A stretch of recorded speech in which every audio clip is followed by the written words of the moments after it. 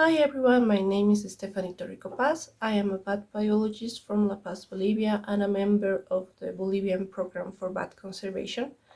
And for this bat advent calendar, I wanted to show you an article I wrote with Maria Isabel Galarza, which is called Knowledge, Perceptions, and Attitudes about Bats in La Paz City.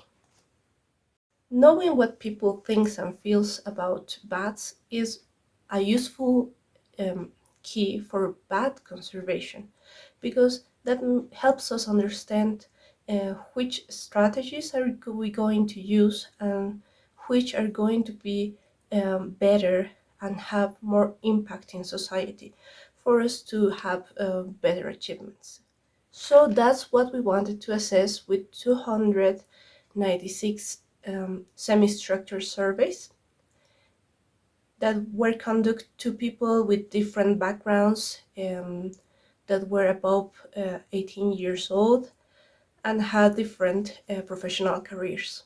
First, we assessed the general knowledge that people had about bats, and we correlated it with demographic data such as academic degree, age, professional career, and the knowledge of a bat research institution or a bat conservation institution. We found that the people that knew better about bats were professionals dedicated to health or environmental areas, which tell us that we have to spread our education efforts. We have to consider that we only interview people above 18 years old, and our program works with high schools and primary schools, and so maybe these findings don't report what children think about bats. But we also found that people that knew the Bolivian bat conservation program really knew better about bats than the ones who didn't know about the institution, which is really important because our institution makes an impact in society. The second aim of the article was to correlate the knowledge with the level of perception people had about bats, from negative to positive, asking them to write down 3 words that were related to bats for them. Doing this analysis, we found that the people that know better about bats and had the most correct information about them had a more positive perception about them also. And this perception didn't have to do with the knowledge about the health issues that can be associated with bats. So it doesn't matter if people know that bats have rabies or can spread some kind of disease. If they have the right information about them, they're going to have better perception. And of course, that can involve their attitudes forward. So the third aim we had was to assess the emotions and attitudes people had towards bats, and in scales from 1 to 5, being 1 the most negative and 5 the most positive, and correlated them with the knowledge they had. And we found that people who had the most right information, the most correct information about these animals, also had more positive emotions and more positive attitudes than the people who didn't. This is important because if we show people how bats really are, and we unveil the mysteriousness and all the darkness that surrounds these animals and show them the truth, we can find that people really admire bats. We also show or ask them to imagine 4 scenarios of encounters with bats to assess the emotions and attitudes in these different scenarios. The first one was encountering a bat flying in an exterior area.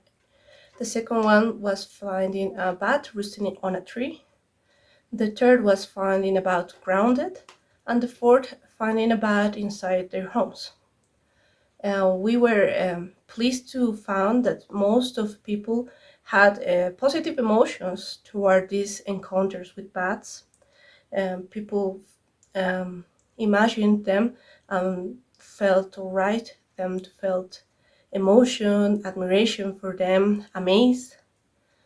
The attitudes that they reported was to take pictures of them or living alone or even helping them in the case of bats found grounded. But when we asked them to tell us what would they feel if they found bats inside their homes, people will report more fear. And that's something normal because bats are animals nocturnal and surrounded in mysteriousness. So this fear is kind of instinctive, but as we found in the previous aims, if we really give people the right information about them, we can change that perception and the attitudes that go in with that.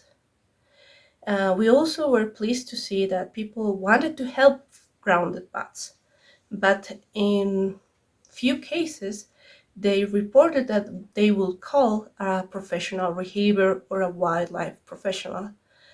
And that's something that we have to focus now on. That is to teach people how to rescue bats, how to handle them um, safely, and the importance of asking for professional help. Um, so that's the main discoveries that we have in this section. These kind of papers, this kind of research are really important for us to think about new ways to approach people and to make them get closer to bats.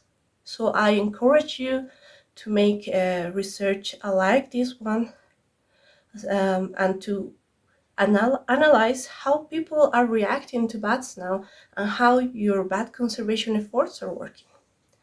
That's all, and thank you for watching.